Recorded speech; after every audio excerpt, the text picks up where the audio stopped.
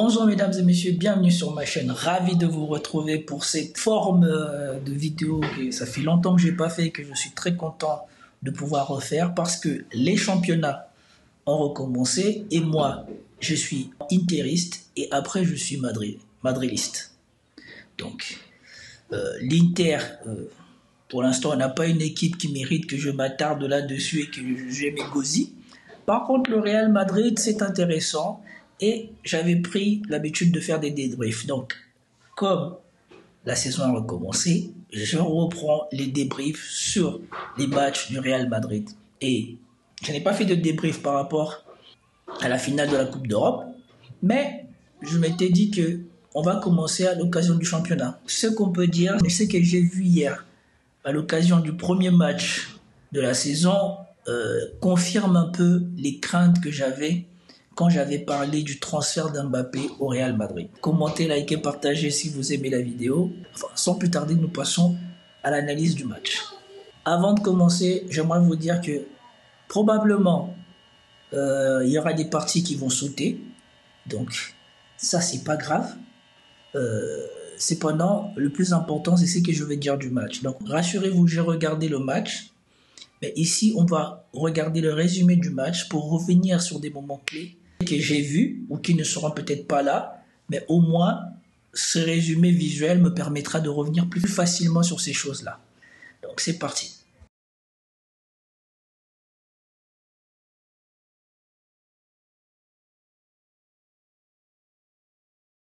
Dès les débuts, dès les premières minutes du résumé, on se retrouve ici dans exactement ce que j'avais dit et ce que je craignais pour le Real Madrid. Plutôt que d'avoir trois attaquants qui se tirent sur le terrain, comme Cristiano Benzema, Bale, ici nous avons sur un même point Vinicius, Rodrigo, Mbappé. Sachant que par rapport au match de la Coupe d'Europe, on a déjà vu que Vinicius, il a l'air bien plus en forme que Mbappé. Et Rodrigo, il a l'air en forme. Bellingham, il a l'air en forme. Celui qui semble être en dessous de sa forme, c'est Mbappé. Et on comprend aussi que Mbappé vient d'arriver, donc il lui faut un temps d'adaptation. Cependant, vous voyez bien qu'il commence à se créer des nœuds sur le terrain qui ne permettent pas au Real Madrid d'exploiter l'avantage qu'ils ont au niveau des individualités. Puisque si vous prenez toutes les individualités, vous les fixez tous au même endroit, eh bien, c'est plus facile pour les joueurs adverses de défendre sur vous que si vous élargissez le terrain et qu'on doit s'élargir pour contrôler les trois, ce qui ouvre des couloirs pour Bellingham, pour Valverde, pour ceux qui courent. Ce match-ci a été révélateur de cela. Et depuis que Mbappé est arrivé, vous voyez bien que Bellingham il fait plus de courses dans la défense qu'il ne fait de courses dans l'attaque. Pourquoi ? Souvent tu retrouves Mbappé dans la zone de jeu de Vinicius. Donc ça veut dire que les défenseurs centraux, ils ne sont pas occupés à traquer Mbappé puisqu'il est dans la zone de jeu de Vinicius. Et donc ça ne permet pas de fixer les défenseurs centraux et de permettre à Bellingham, quand il lance ses courses, de rentrer jusqu'à la profondeur. Ça, c'est déjà le premier problème. Et je rappelle aussi une chose.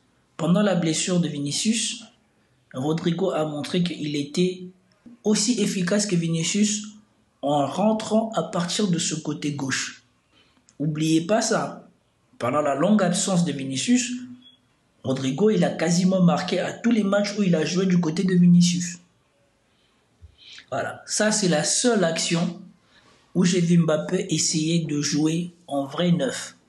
Je pense que Mbappé il a du travail tactique à faire et c'est là qu'on va voir s'il arrive à passer le cap de j'étais un joueur qui se baladait un peu sur le terrain, je deviens un attaquant redoutable. C'est l'un des meilleurs attaquants du moment. Sauf que c'est un attaquant qui joue en étant un faux neuf. Pour que le Real Madrid soit pleinement efficace, il faut que Mbappé devienne un attaquant qui exploite au maximum sa vitesse et ses déplacements et qu'il devienne redoutable dans ce genre d'appel. Chose qu'il ne sait pas bien faire. Je ne dis pas qu'il ne sait pas faire, puisque la preuve, il a fait. Mais il ne sait pas bien faire et il n'est pas habitué à faire cet effort-là. À Paris Saint-Germain, c'était quasiment son équipe et il pouvait s'imposer à gauche. Sauf que maintenant, ce n'est plus son équipe et il ne peut pas s'imposer à gauche.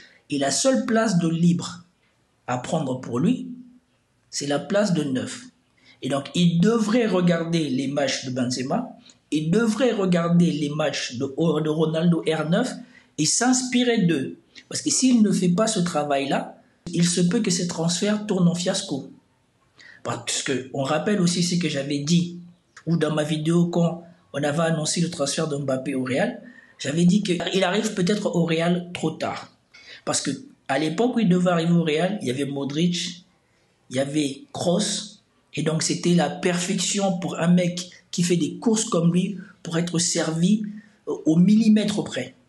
Maintenant, l'équipe titulaire ou l'ossature que pour l'instant Ancelotti semble privilégier ne permet pas d'avoir des passes aussi millimétrées, d'avoir un jeu avec des ouvertures à la Kroos parce que Kroos n'est plus là. Et Modric, il ne fait pas partie des titulaires. Et Bellingham, il est bon. Bellingham, il n'est pas au niveau d'un Kroos au niveau des passes, il n'est pas au niveau de Zidane au niveau de l'inspiration.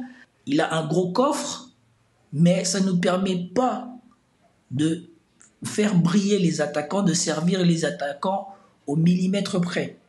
Donc, Mbappé, il peut se cacher pendant qu'on essaye de retrouver une ossature efficace au Real, mais si ça continue et qu'on le retrouve toujours dans la zone de jeu de Vinicius, et qu'on commence à le sortir avant la fin du match, et que quand on fait rentrer l'autre aussi qui est pour le moment décevant, Endrick, et que Endrick lui joue le 9 et qu'il marque, il se pourrait que Mbappé se retrouve en grande difficulté. Donc il ferait mieux, pendant qu'il a les faveurs et du public et de son coach, de réadapter son jeu, ou en tout cas de trouver une façon de s'entendre avec Vinicius et Rodrigo qui lui permet d'être efficace. Parce que pour le moment, on l'a vu dans les 2 matchs, certes, il a marqué en Super Coupe d'Europe, mais en Super Coupe d'Europe, ça se voyait qu'Atalanta n'était pas au même niveau de préparation que le Real.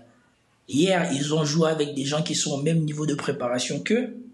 On a bien vu que Mbappé, c'est pas encore ça. Donc, je pense que les gens seront patients avec lui jusqu'à vers la 10e journée. Peut-être à un tiers du championnat, les gens seront encore patients avec lui. Et donc, il a ce temps-là pour s'adapter. Parce que pour son poste, il est nécessaire qu'il s'adapte vite. Parce qu'il a de la concurrence. C'est pas comme si il était Benzema. Et même Benzema lui-même, il a mangé le banc. Parce que Higuaín avait petit à petit mangé Benzema en concurrence directe. Donc, il ne faudrait pas que cela arrive à Mbappé. Il ne faudrait pas que Mbappé arrive au Real avec le statut de classe mondiale et qui sur le terrain, il se retrouve bon joueur. Parce que pour le moment, sur le terrain, il est bon joueur. Il n'est pas à classe mondiale. Apparemment, là, le Real, ils sont marquage en zone. Et ce n'est pas un marquage individuel. Et le seul mec costaud de l'équipe, le seul mec grand de l'autre équipe, il n'était pas en marquage individuel et c'est lui qui a marqué. Donc je pense que là, le Real, ils sont dans un moment où ils essayent de trouver la bonne formule pour cette année, mais c'est compliqué parce que ces choses-là arriveraient beaucoup moins s'il y avait beaucoup plus de certitude dans le jeu. C'est lui qui distribue bien le ballon en dessous de Kroos et Modric, c'est Camavinga. Parce que c'était la force de Camavinga quand il était en Ligue 1. Mais quand il est arrivé au Real, il y avait des joueurs de classe mondiale devant lui. Et donc, ça n'était plus son rôle. Mais à la base, il sait un peu le faire. Mais, lui aussi, il est blessé. Donc, on est dans un moment où le Real doit grandement s'adapter. Güler, je pense qu'il porte un peu trop le ballon et qu'il ne donne pas dans le beau tempo. Contrairement à Modric et à Kroos qui savaient le donner dans le bon tempo, pour l'instant, le tempo de Güler n'est pas la bonne. Donc, tous ces petits problèmes-là, le temps que tactiquement et techniquement on arrive à les résoudre, ça laisse du temps à Mbappé pour lui aussi se trouver tactiquement et techniquement avec ses coéquipiers en attaque. Parce que, je répète encore, il gagnerait, lui, Vinicius et Rodrigo, à s'ouvrir sur le terrain et à essayer de faire des individualités. Parce qu'à partir du moment où il dribble un ou deux joueurs, la défense adverse sera forcément déséquilibrée. Parce que si derrière vous êtes à 4 et qu'on en élimine 2, ça fait tout de suite du 3 contre 2. Et à partir de là, avec leur vitesse de pointe à lui et Vinicius, ils peuvent faire des appels dans le dos des joueurs et tout ça. Donc ça peut libérer beaucoup d'espace. Vinicius, lui, il reste sur son côté. Mais il faudrait que Mbappé, maintenant, il pèse dans l'axe du jeu comme pesait Benzema. Tant qu'il ne saura pas faire ça, je pense que ça va devenir de plus en plus compliqué pour le Real. Parce que croyez-moi que tout le monde a dû observer ce premier match d'Mbappé et tout le monde a dû remarquer que voilà, il se retrouve tout le temps dans la zone de Vinicius. Donc, pas besoin de le poursuivre, pas besoin de faire de marquage individuel. Il faut juste se concentrer pour les empêcher de rentrer dans l'axe. Il a fait une action où il s'est retrouvé seul contre les deux centraux. Je pense que c'est ce travail-là qu'il va faire. Parce qu'Ancelotti, bien sûr qu'il sait aiguiller un grand attaquant, puisqu'Ancelotti a eu sous ses ordres Shevchenko. Donc il connaît. Mais je pense que Mbappé, lui, il n'a pas eu un entraîneur qui lui a fait faire ces entraînements-là et qui lui a aidé à progresser dans ce sens-là. C'est pour cela qu'il aurait dû venir au Real bien plus tôt. Ce travail-là, Conte l'a fait faire à Lukaku quand Lukaku a fait son premier transfert à l'Inter. Quand il a fait son premier transfert à l'Inter, il n'était pas stratosphérique.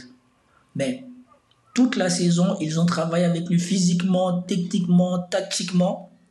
Et vous avez vu le niveau qu'il a donné à l'Inter cette saison-là. Ça lui a permis de refaire un transfert vers Chelsea. Là où il est parti encore s'embourber pour revenir encore. Et donc je pense que Mbappé, au niveau technique, il n'y a pas de souci. Mais par contre, au niveau tactique, il faut qu'il passe d'un mec qui se balade partout sur le terrain à un mec qui sait se balader partout, mais sait aussi se concentrer sur son rôle d'attaquant, de marqueur de but, de tueur. Comme on a vu Erling Haaland le faire au premier match de Manchester. Le premier but qu'il marque. Tout seul, contre des défenseurs, on lui fait la balle, contrôle, il emmène, il résiste à la charge, petite finition. Voilà. Mbappé, il faut qu'il concentre toute sa vitesse, toute son énergie, tous ses dribbles, toute sa technique pour être efficace sur 10, 15, 20 mètres. Ça veut dire que un petit peu avant la surface, jusqu'au dans le petit carré, il faut qu'il soit le plus efficace possible dans cette zone-là. S'il n'est pas ça, le rêve peut vite tourner au cauchemar. Mais bon, ça sera toujours la première année. Il peut avoir une première année moyen. On ne va pas l'autoriser à avoir 2 années moyen. Ouais, regardez cette action. Je ne sais même pas il est au Vinicius tellement ils sont concentrés là-bas. Ça montre que voilà, tactiquement, ils ne sont pas au point. Individuellement, ils attirent. En plus, c'est de leur propre faute parce qu'individuellement, comme ils sont forts, ils attirent toute la défense. Et comme il y a un manque de vision, comme il n'y a pas un Kroos, quelqu'un comme ça, normalement, il aurait fallu que quelqu'un soit dans leur dos pour profiter de cette aspiration que Mbappé, Vinicius offrent désormais à l'équipe du Real. Il faudrait qu'on se sert de ça parce que les joueurs, comme ils sont concentrés sur eux, pour faire passer des gens dans le dos de la défense ou dans le dos des gens qui sont occupés à regarder ou à vouloir empêcher Mbappé de jouer. Si on ne fait pas ça, ou si le Real ne fait pas ça, ça risque d'être une saison compliquée.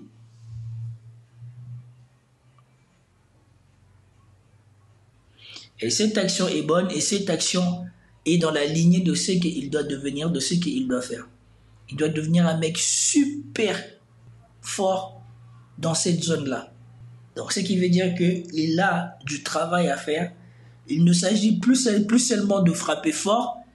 Il faut frapper juste, il faut frapper placé.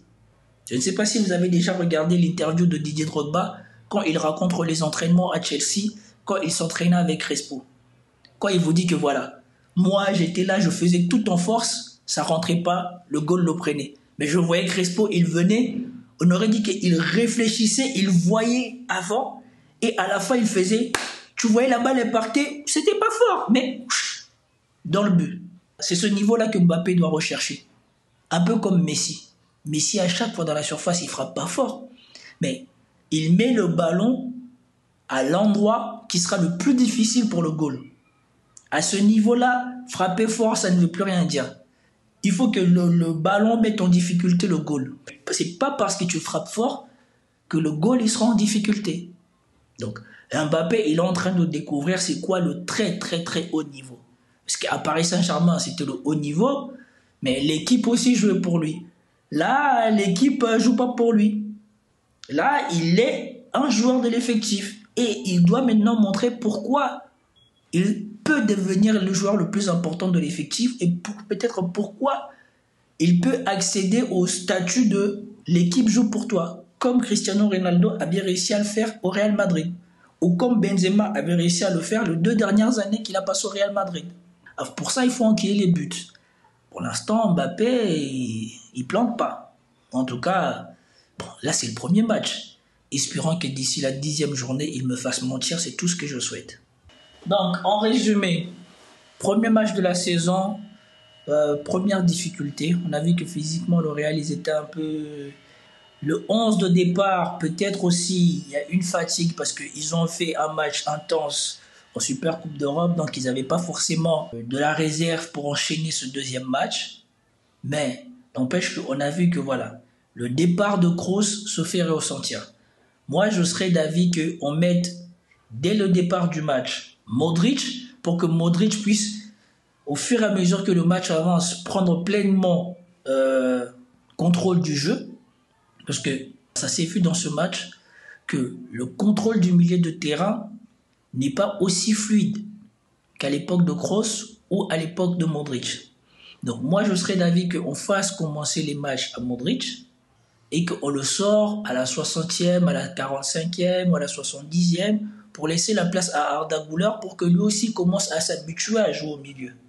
Mais ce milieu-là, là, de Valverde, Tchouaméni et Bellingham, on voit qu'au niveau des passes, ce n'est pas le même niveau que quand il y avait Kroos ou quand Modric commence les matchs. Donc il manque de l'inspiration, il manque cette créativité-là. Là. Je pense que si ce problème-là n'est pas résolu, ça peut aussi être un problème pour devant. Parce que moi, dans la totalité de matchs, j'ai vu que trop souvent, là où on servait Vinicius des passes, des caviars par Modric, Vinicius maintenant, il veut porter la balle. Et je pense que ça peut devenir problématique si Vinicius est obligé de porter la balle et de souvent faire des courses de 40-50 mètres avec la balle. Je pense que ça va réduire l'efficacité de l'équipe. Après, je peux me tromper, ce n'est qu'un premier match. Ça peut être une mauvaise impression ou de la fatigue ou quoi que ce soit, espérant que ça soit ça. En tout cas, je suis content que le championnat ait repris. J'espère que vous avez apprécié cette petite analyse. Si vous avez apprécié, commentez, likez, partagez et je vous dis à plus tard. Peace out.